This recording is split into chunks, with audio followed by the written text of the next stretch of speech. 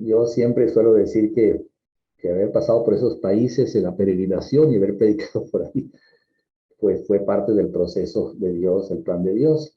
Y lo que, así como Fanny decía, que para ella el término más importante era ser misionera, para mí es ser un siervo de Dios. ¿No? Eso es lo que Dios aplaudirá cuando lleguemos al cielo. Bien, buen siervo y fiel. Y eso aspiro que Dios haga conmigo. Y Y bueno, estamos cosechando lo que hace 42 años sucedió en una montaña del Cauca, por allá en Jambaló. 12 hombres que estaban en medio de una crisis ministerial terrible, una crisis económica, una crisis de discipulado. Después nos enteramos también que inclusive había una crisis de valores.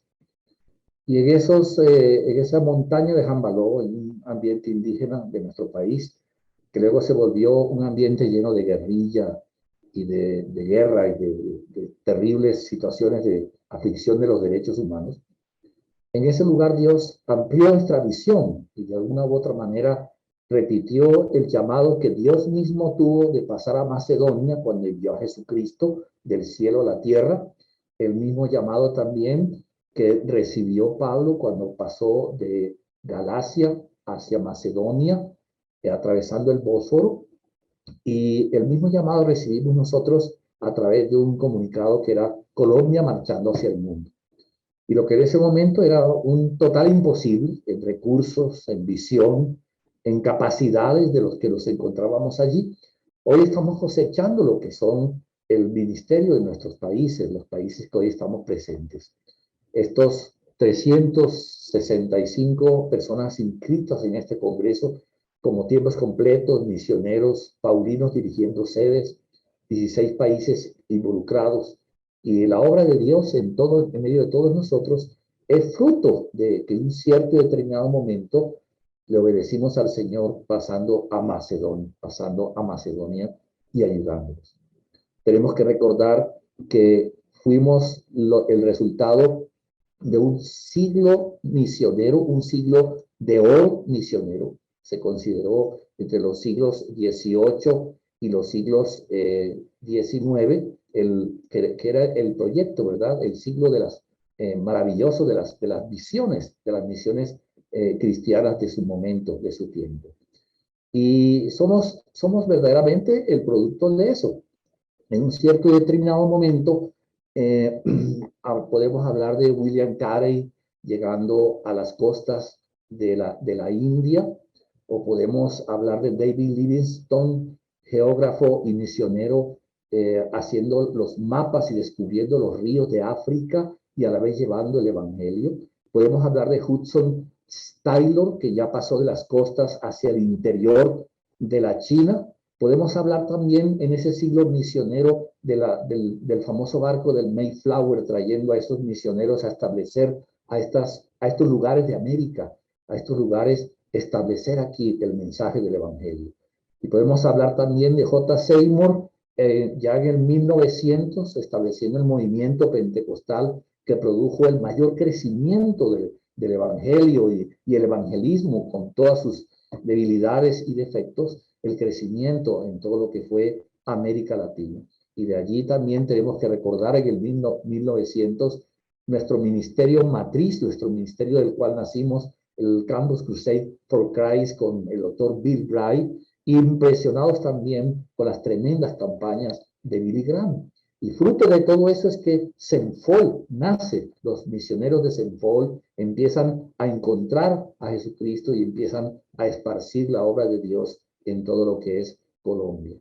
Somos los herederos, ¿verdad?, de ese siglo de oro de las misiones. Por eso no podemos perder el concepto misionero en nuestras vidas.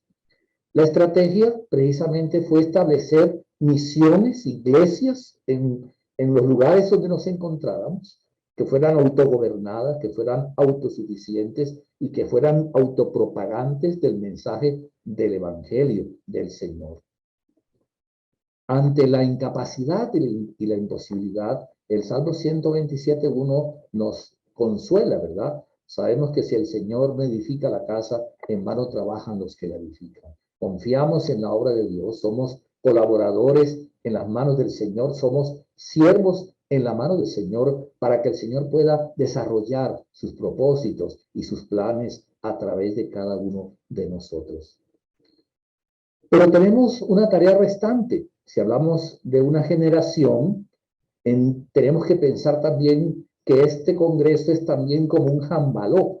Y este Congreso es como una montaña de adoración, una montaña en la cual se encuentra la compañía de profetas para salir a predicar también del mensaje del Evangelio. Y en los próximos 40 años, ¿qué va a ser de nuestro CENFOL? ¿Cuál va a ser la tarea? ¿Cuál va a ser el Bósforo o cuál va a ser el lugar en el cual nosotros vamos a atravesar para entonces pasar desde Galacia hacia Macedonia? Sinceramente creo que las generaciones que vienen de misioneros, ustedes aquí presentes como misioneros, tienen que recibir también esa visión hacia nuevos lugares, nuevos establecimientos. Y así como Hudson Taylor de las costas pasó hacia el interior de la China, nosotros tenemos que establecer nuestros ministerios en el interior de nuestros países.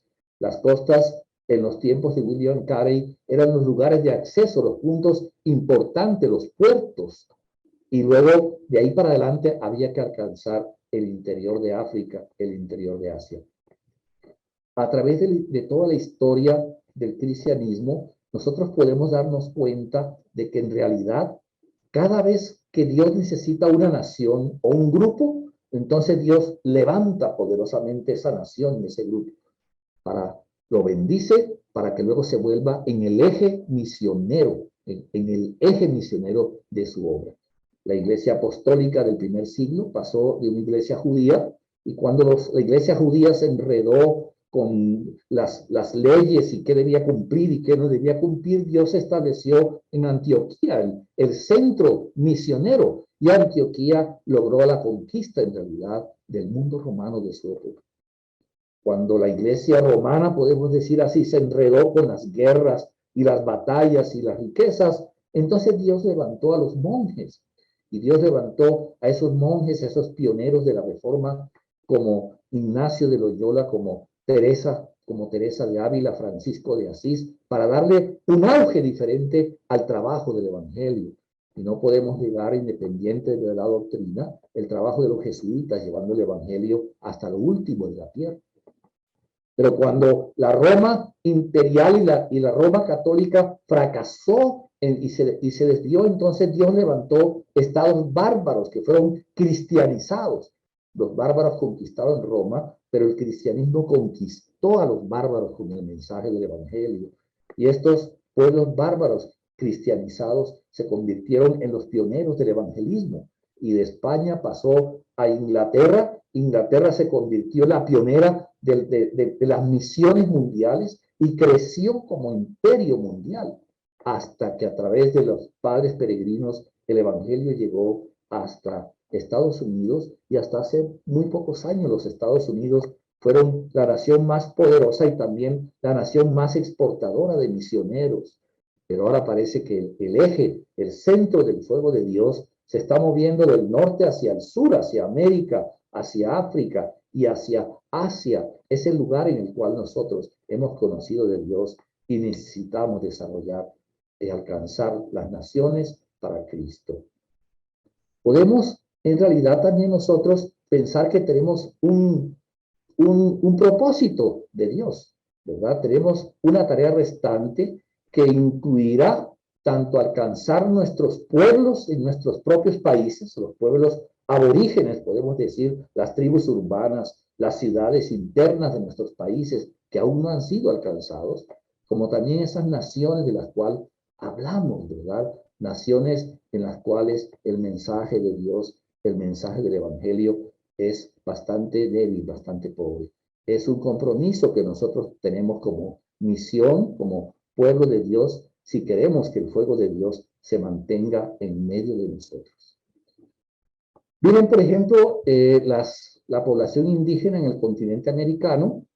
México, por ejemplo, tiene 27 millones de pobladores indígenas, pero eso representa el 21.5% de su población. Guatemala, por el contrario, tiene 8 millones, pero representa el 45%, muy parecido al porcentaje también de Bolivia. Hay pueblos a los cuales nosotros podemos alcanzar con el mensaje del Evangelio dentro de nuestras propias naciones, dentro de los lugares en los cuales nosotros mismos nos encontramos. Y en Guatemala pues se dice muchísimo de una nación cristiana, y hablamos de un 45% de una población cristiana, pero a veces nos quedamos con los congresitis, nos quedamos con los grupitis, nos mantenemos en un círculo de cristianos y no alzamos nuestros ojos para divisar, más bien llorar, sufrir, trabajar y evangelizar a ese 55% de población que a veces manifiesta más la corrupción, los femicidios, la violencia, la crueldad en medio de nuestra propia nación, en medio de nuestro propio pueblo. Quisiera compartirles una página, permítanme, voy a cambiar aquí un poco. Voy a compartirles una página de un proyecto Josué, y esta página nos va a dar a luz algunos detalles muy curiosos e ilustrativos de lo que es los propósitos de Dios para nosotros. Esta página se llama Un Proyecto Josué, es un estudio secular respecto al cristianismo y a la situación de las etnias y las personas del mundo en cada una de las naciones. Por ejemplo, aparece aquí el primer país, que es Afganistán. Estos punticos rojos es una forma en la cual muestran el nivel de progreso en el cual se encuentra esta nación respecto al cristianismo. Entonces, cuando hablamos, por ejemplo, de un rojo, significa que hay muy poca presencia del cristianismo, y cuando hablamos de un verde oscuro, significa que hay una presencia que es mayor de un 10% dentro del cristianismo, y pasa por esta serie de escalas de colores. Si nos damos cuenta aquí, en este caso de Afganistán, un país pues, del oriente, del Asia, encontramos que casi todo está dominado por pueblos que no han sido alcanzados por el cristianismo. Casi todos los colores aquí se encuentran en rojo. Escasamente hay un pueblo ruso, me imagino que debe ser de los ortodoxos rusos, que es algo, ¿verdad?, que conoce algo de Dios, diferente al pueblo del Islam. Y tenemos aquí los americanos que se encuentran en Afganistán, que son parte pues de ese cristianismo. Miren las diferencias respecto pues de el tipo del genotipo de las personas y el fenotipo, ¿verdad? Pero así nosotros podíamos mirar, por ejemplo, un país como Guatemala, hablando específicamente de la nación en la cual me encuentro en estos momentos. Y fíjense cuán diferente se encuentra Guatemala.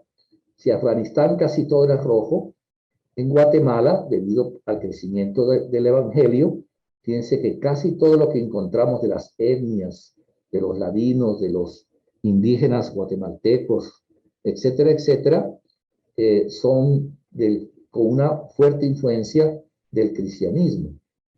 Solo encontramos, por ejemplo, la comunidad judía, que es la que tenemos aquí, la comunidad judía, que no representa pues una religión verdaderamente cristiana.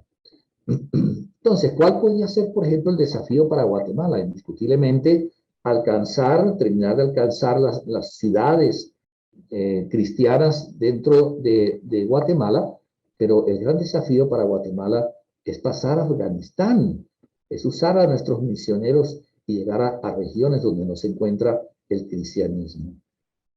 Podemos, por ejemplo, pensar en una China, el gigante chino, y otra vez encontramos que la mayoría de colores que miramos en el gigante chino tiene que ver con el budismo o el hinduismo o religiones que no son verdaderamente cristianas. Ahora, es impresionante esta tabla porque nos permite a nosotros enfocar, ¿verdad?, nuestros esfuerzos. Enfocar nuestros esfuerzos. Mm, ¿Cómo nosotros podemos pasar de una nación a otra? Bueno, para ello necesitamos cambiar nuestra mentalidad de una mentalidad netamente global, en la cual nosotros nos encontramos en estos momentos con la mentalidad de proteger nuestros ministerios, de pensar nada más en nuestros propios ministerios y empezar a mirar un poco estos lugares diferentes a donde podemos llegar ya globalmente como Misión Senfo. Y cuando hablamos de misiones, encontramos cuatro como bloques o como cuatro pasos, ¿no? Una cosa es el evangelismo local, representado por nuestra Jerusalén. Luego encontramos evangelismo en contextos cercanos, que representa nuestra Judea. Luego pasamos a nuestra Samaria, que son el evangelismo en contextos próximos. Y luego tenemos que pensar también en lo último de la tierra, si queremos que Hechos 1:8 sea verdaderamente una realidad. Me parece que Senfol pues ha pasado de Colombia, ha pasado a los países cercanos a Colombia, ha pasado a los países más lejanos de Colombia. Tenemos trabajo inicial en Europa, pero también tenemos que trabajar el evangelismo transcultural. Tenemos que llegar a esas naciones diferentes en cultura, diferentes en forma de pensar y de sentir como nosotros. Y esto nos trae un reto, un desafío. Es como que un misionero mexicano de habla hispana emigrar hacia los Estados Unidos.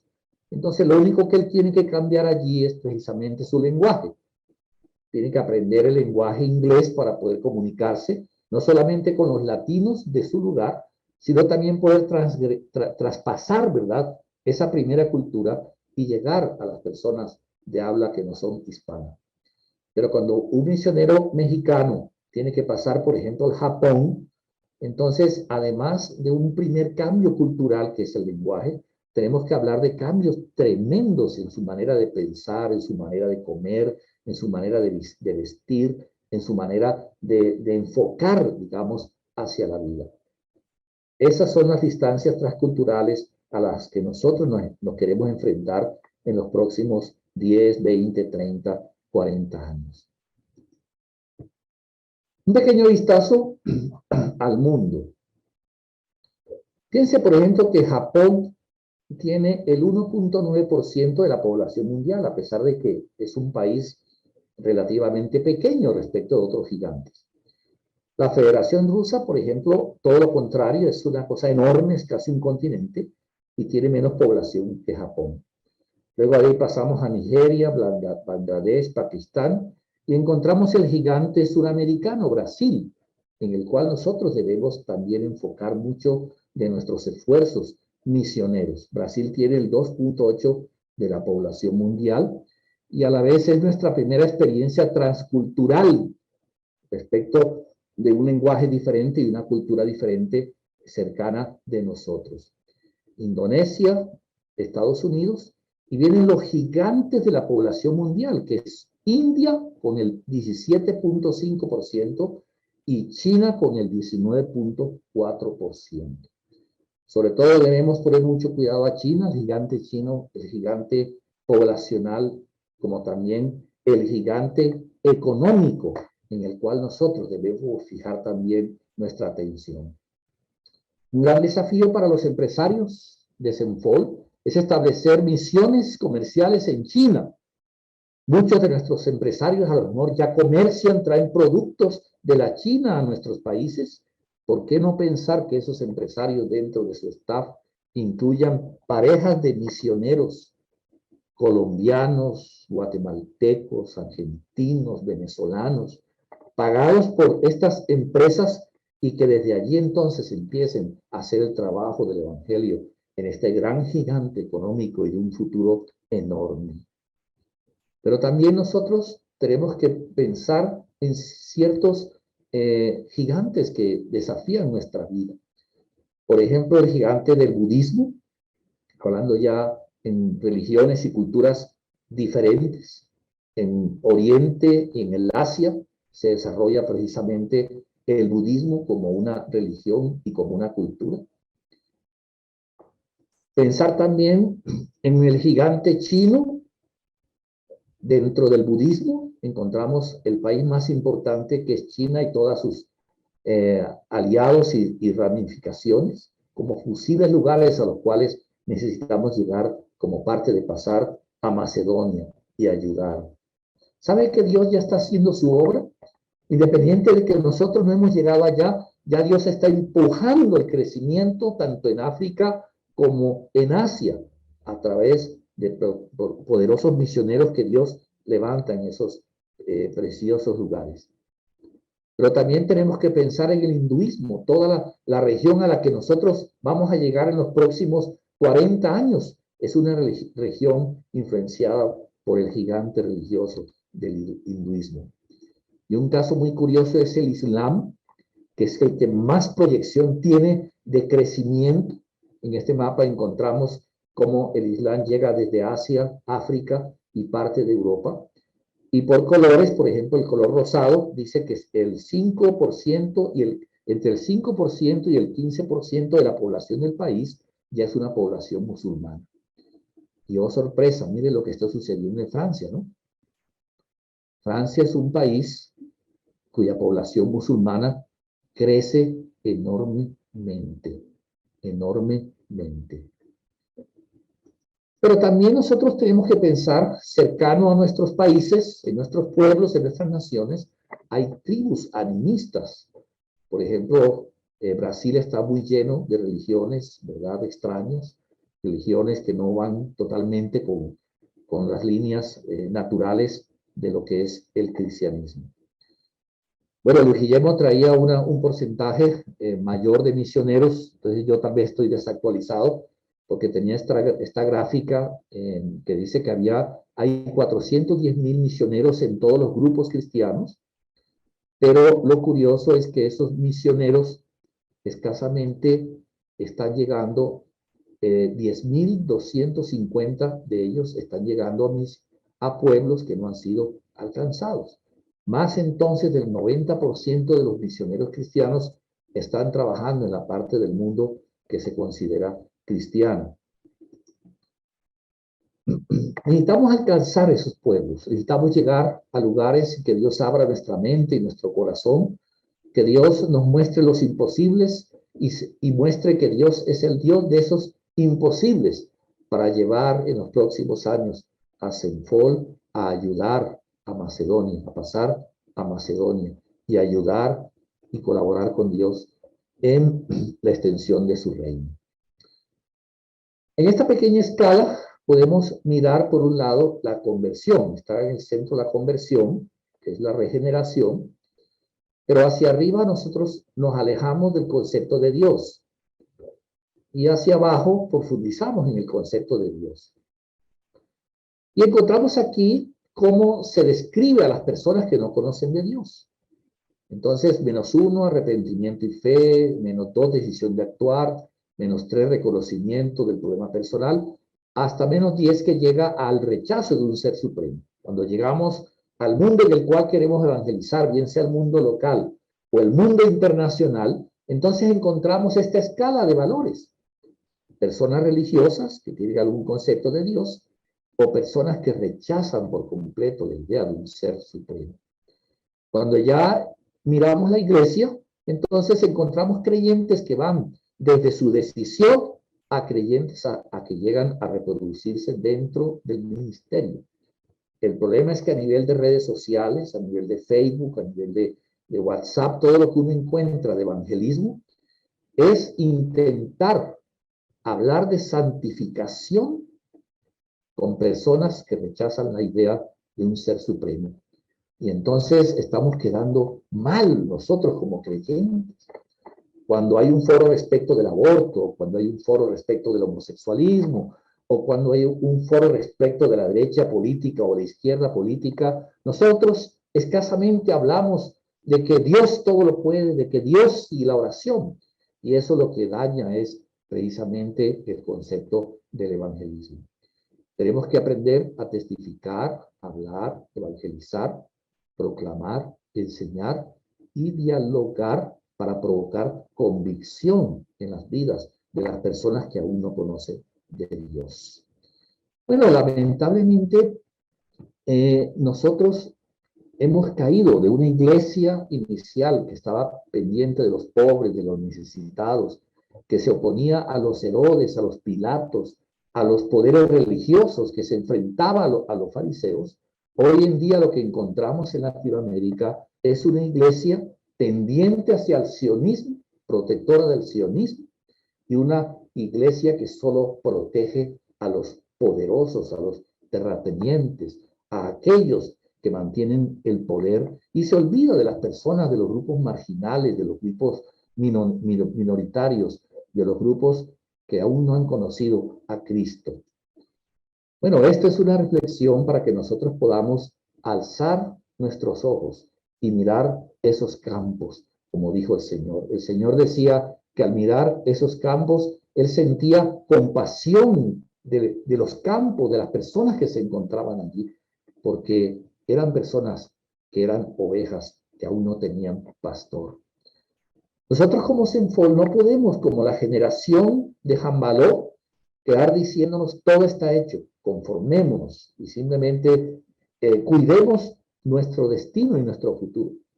Como generación que ha nacido en estos 40 años, tenemos que tomar esa visión, esa fe de lo imposible que se nos transmitió en un cierto y determinado momento y asumir los retos y los desafíos que Dios tiene para nosotros en los próximos años. No se olviden de aquel hombre que ya en una generación siguiente pidió que le permitieran conquistar ese monte. Dame ese monte, permíteme conquistar ese monte a pesar de las imposibilidades de su tiempo y de su edad. Bueno, Dios nos tome soñando, Dios nos tome deseando, anhelando, orando, incubando ideas, pensando en lo imposible, más que protegiendo simplemente la parroquia y el feudo de lo posible que hemos alcanzado en estos 40 años. Es el desafío para lo siguiente. Que Dios nos bendiga a todos. Padre, gracias por Senfol Internacional. Bendice este tiempo para todos nosotros y guíanos en los años futuros, así como nos has guiado en el siglo de oro, como tomar la estafeta de aquellos hombres de Dios que saltaron, fueron más allá de sus fronteras a pesar de sus limitaciones. También tú hiciste eso con nosotros. En un cierto y determinado momento impulsaste a esta iglesia a ir más allá de sus límites. Permite que esa visión y ese empuje permanezca en los años futuros para las siguientes generaciones, para nosotros, Señor Dios. En el nombre de Jesús. Amén.